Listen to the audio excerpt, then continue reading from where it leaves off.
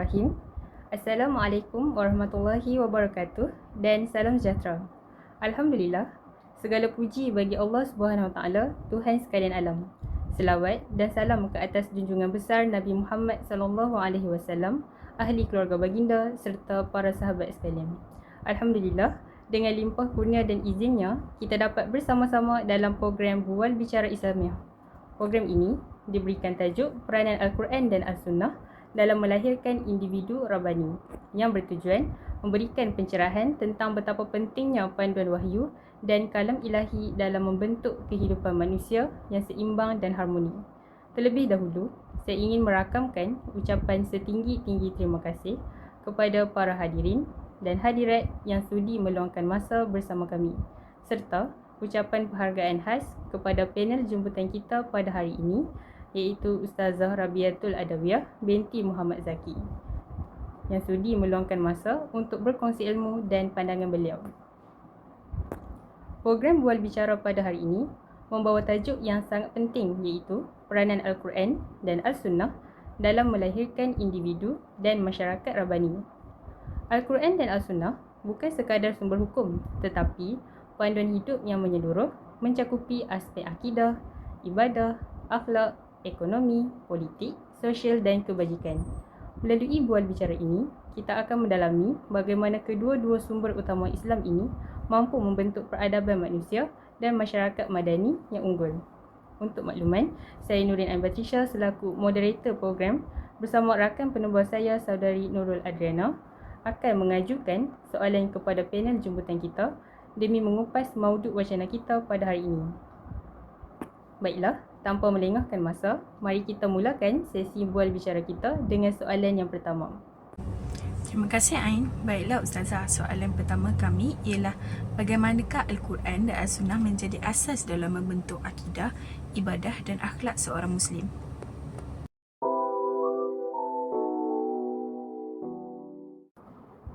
Bismillahirrahmanirrahim. Alhamdulillahirabbil alamin wassalatu wassalamu ala asyrafil anbiya wal mursalin sayyidina Muhammadin wa ala alihi wa sahbihi ajma'in. Assalamualaikum warahmatullahi wabarakatuh. Terima kasih atas soalan yang sangat baik. Al-Quran dan Al-Sunnah merupakan sumber utama dalam membentuk akidah seorang Muslim. Pelaksanaan ibadah serta pembinaan akhlak mulia dalam diri setiap individu bagi melahirkan insan yang seimbang dari segi rohani dan jasmani. Akidah merupakan asas terpenting dalam kehidupan umat Islam. Ia menjadi tunjang kepada segala perbuatan dan menentukan hala tuju kehidupan. Al-Quran dan Al-Sunnah memberikan panduan jelas tentang keesaan Allah Subhanahu Wa Taala, kewajipan beriman kepadanya serta menjauhkan diri daripada perbuatan syirik. Manakala ibadah pula menjadi bukti penghambaan diri kepada Allah melalui pelaksanaan segala suruhannya dan meninggalkan segala larangannya. Manakala akhlak adalah cerminan keteguhan akidah dan hasil daripada ibadah yang sempurna. Al-Quran menegaskan bahawa tujuan penciptaan manusia adalah untuk beribadah kepada Allah Subhanahu Wa Taala. Apabila akidah seseorang teguh, ibadahnya akan menjadi ikhlas, maka melahirkan akhlak yang terpuji. Rasulullah SAW menjadi khutbah hasanah, yakni teladan yang baik dalam semua aspek kehidupan yang kita, sama ada dalam hubungan dengan Allah maupun hubungan dengan manusia. Oleh itu, pembentukan akidah, ibadah dan akhlak yang berlandaskan Al-Quran dan Al-Sunnah akan melahirkan insan Rabbani yang menyumbang secara positif kepada masyarakat. Akidah merupakan tunjang utama kehidupan yang menjadi penentu hala tuju seseorang. Al-Quran memberikan panduan jelas mengenai keesaan Allah Subhanahu Wa Taala, kewajipan beriman kepadanya serta larangan menyekutukannya. Firman Allah Subhanahu Wa Taala dalam surah Al-Ikhlas ayat 1 hingga 4 yang bermaksud, katakanlah wahai Muhammad, dialah Allah yang Maha Esa, Allah tempat bergantung, dia tiada beranak dan tidak pula diperanakkan, dan tidak ada sesuatu pun yang setara dengannya.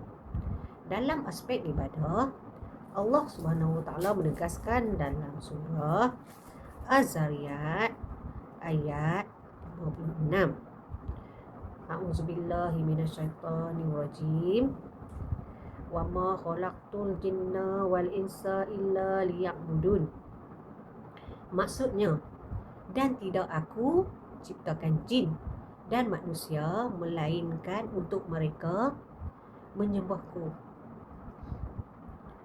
Ibadah pula menjadi bukti penghambaan diri kepada Allah. Apabila akidah teguh dan ibadah dilaksanakan dengan penuh ikhlas, maka akan lahirlah akhlak mulia yang menjadi cerminan keimanan seseorang itu.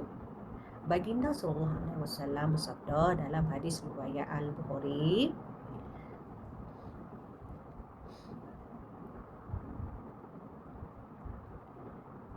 innama buistul liutammima makarimal akhlaqi. Maksudnya, sesungguhnya aku diutuskan untuk menyempurnakan akhlak yang mulia. Oleh itu, menerusi akidah yang kokoh, ibadah yang ikhlas serta akhlak yang baik, maka lahirlah umat wasatiyah yang seimbang, hamba yang taat kepada Allah serta ummah memberi manfaat kepada masyarakat. Masya Allah, penjelasan yang sangat menyeluruh, Ustazah. Jelas bahawa Al-Quran dan As-Sunnah bukan sekadar panduan rohani, tetapi membentuk kepribadian Muslim secara menyeluruh. Benar sekali. Apabila akidah kukuh, ibadah sempurna dan akhlak terpuji, insya-Allah masyarakat yang rabani akan dapat dibentuk. Baiklah, kita teruskan pula dengan soalan kedua. Ustazah, apakah peranan Al-Quran dan As-Sunnah dalam membentuk sistem ekonomi dan politik Islam?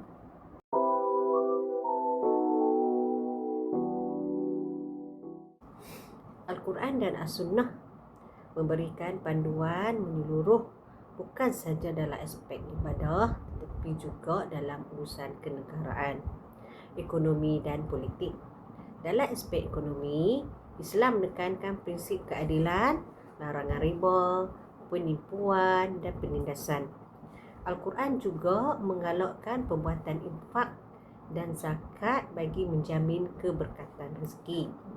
Kurniaan Allah Subhanahu Wa Taala, firman Allah Subhanahu Wa Taala dalam surah Al-Hajj ayat ke-7. A'udzubillahi minasyaitonirrajim.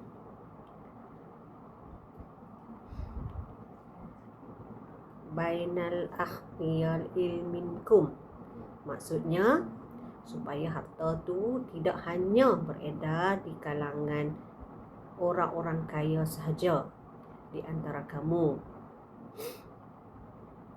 Al-Quran dan Al-Sunnah berperanan penting dalam membentuk sistem politik Islam yang adil, telus dan berpaksikan prinsip syura, yakni perundingan, keadilan serta kepimpinan yang berintegriti.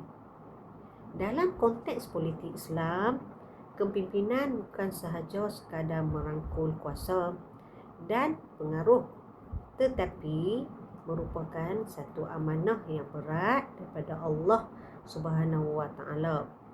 Pemimpin dipertanggungjawabkan untuk mentadbir masyarakat dengan adil, menjaga hak rakyat, melaksanakan hukum Allah serta memastikan kestabilan negara. Prinsip politik Islam ini berpaksikan Al-Quran dan Al-Sunnah yang menjadi sumber rujukan utama dalam mengubal dasar dan polisi pentadbiran.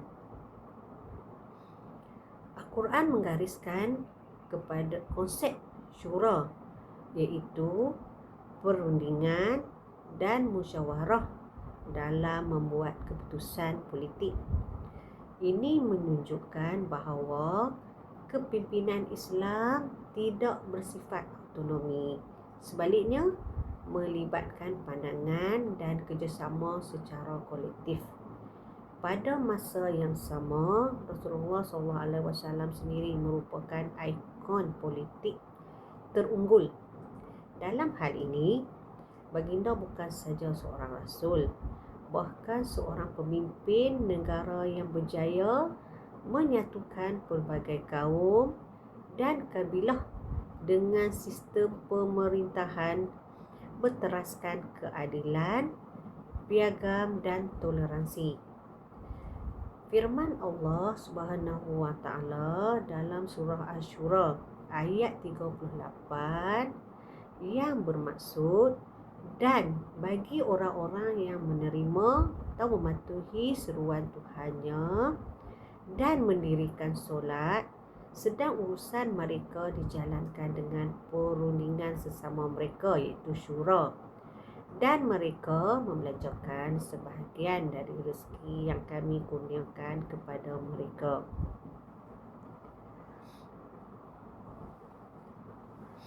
Ayat ini menunjukkan bahawa syura adalah asas penting dalam pentadbiran politik Islam. Keputusan politik perlu dibuat secara kolektif, bukan berdasarkan kepentingan individu.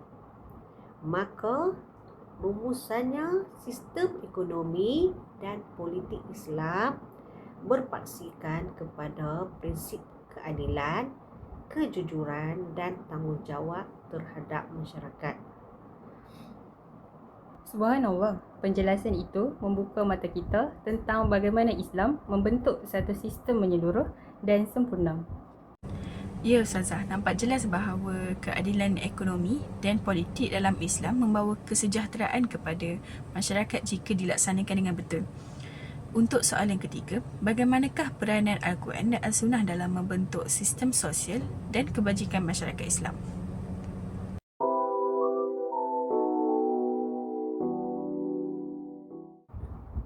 Al-Quran dan Al-Sunnah sangat menekankan pembentukan masyarakat yang berasaskan nilai muhibah, yakni kasih sayang, prinsip keadilan serta sifat bantu-membantu. Pada masa yang sama, Islam mengajar kita untuk menjaga hak sesama manusia, sama ada keluarga, jiran tetangga maupun masyarakat umum.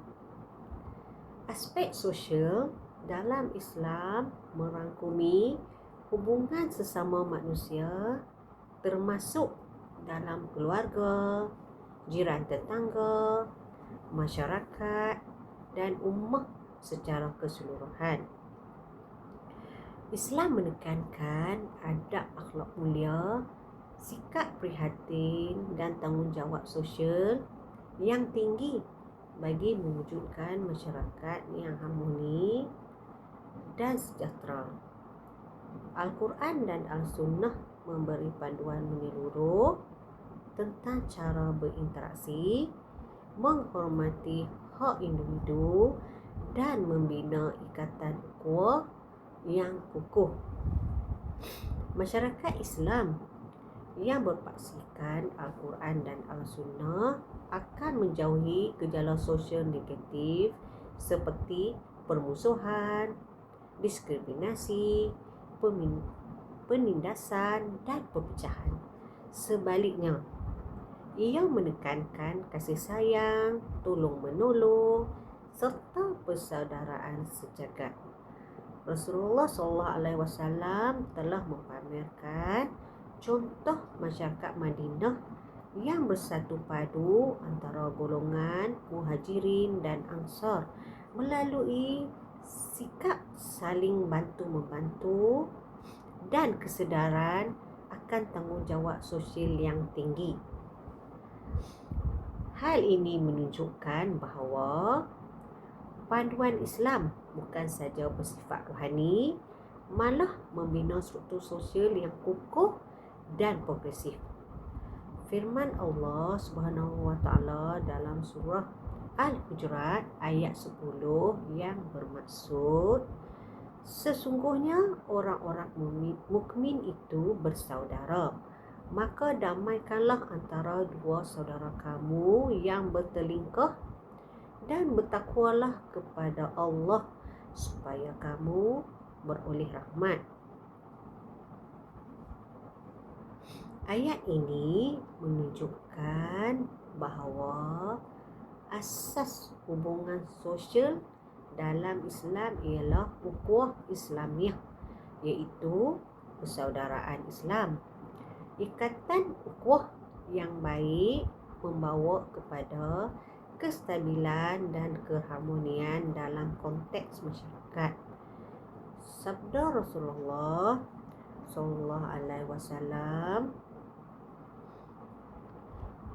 la yu'minu ahadukum hatta yuhibbu li akhihi ma yuhibbu li nafsihi. Maksudnya, tidak beriman seseorang kamu sehingga dia mencintai saudaranya seperti mana dia mencintai dirinya sendiri. Hadis riwayat Al-Bukhari dan Muslim. Hadis ini menekankan kepentingan empati dan kasih sayang dalam interaksi sosial. Dalam hal ini, keharmonian masyarakat hanya dapat dicapai apabila setiap individu mengamalkan nilai ihsan terhadap orang lain. Kesimpulannya, Al-Quran dan Al-Sunnah memberi panduan lengkap dalam membina sistem sosial yang berteraskan persaudaraan, keadilan dan kasih sayang. Apabila masyarakat berpegang teguh kepada nilai-nilai Islam ini, maka wujudlah sebuah komuniti yang harmoni, bersatu padu dan sejahtera. Indahnya ajaran Islam apabila dilihat dalam konteks sosial, ia bukan sekadar hubungan individu dengan Allah tetapi juga tanggungjawab terhadap sesama manusia. Benar sekali, jika setiap individu mengamalkan ajaran Al-Quran dan As-Sunnah, insya-Allah masyarakat yang muhibbah dapat diwujudkan. Alhamdulillah, banyak ilmu dan pengajaran yang telah kita perolehi sepanjang sesi bual bicara ini. Terima kasih yang tidak terhingga kepada Ustazah atas perkongsian ilmu yang sangat bermanfaat. Kami juga ingin merakamkan ucapan terima kasih kepada para hadirin dan hadirat yang mengikuti sesi ini sehingga ke akhir. Semoga segala yang dikongsi dapat memberi manfaat kepada kita semua dalam mengamalkan ajaran Islam secara menyeluruh dalam kehidupan seharian. Dengan itu, berakhirlah sesi bual bicara kita pada hari ini. Semoga kita terus istiqamah menjadikan Al-Quran dan Al-Sunnah sebagai panduan utama dalam setiap aspek kehidupan kita. Wabillahi taufiq wal hidayah. Wassalamualaikum warahmatullahi wabarakatuh.